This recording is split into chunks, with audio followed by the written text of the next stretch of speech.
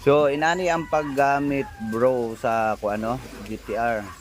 So ato sa siyang itaod ang iyahang sensor o antenna, tapos yung handle grip,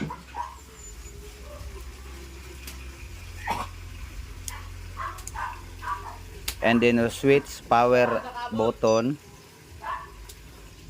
Naka-display ang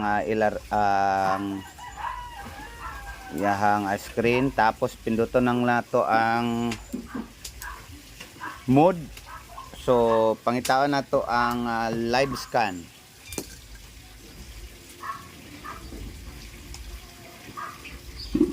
Live signal. Okay, pag human sa live signal, press OK. And then adjust na dayon sa sensitivity kanang iyahang murag power, murag volume controller. Muna yung sensitivity niya bro. So kung kusog ra kayo sama diri sa tong gisample diri sa area nako nga daghan kay mga bakal-bakal o kaning mga yero o kaning mga poste nga nangakalubong sa ground. So kusog kay na siya sensitivity. So ato siyang paubsan gamay. Ato siyang i-calibrate. And then sa pinakahina nga controller niya, sensitivity pinakahina, atong i-test og mga steel. Siya. So pag dito ka sa field nga walay steel or wala kay makita, puro ra soil o yuta, dito ra ka mo adjust og sensitivity niya.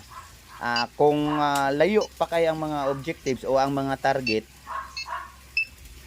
ato gina siyang i-full ang sensitivity. Full na to na siya, full control para mahagip din niya tong up to 3,000 meter nga metal object nga nakabaon o nakalubong.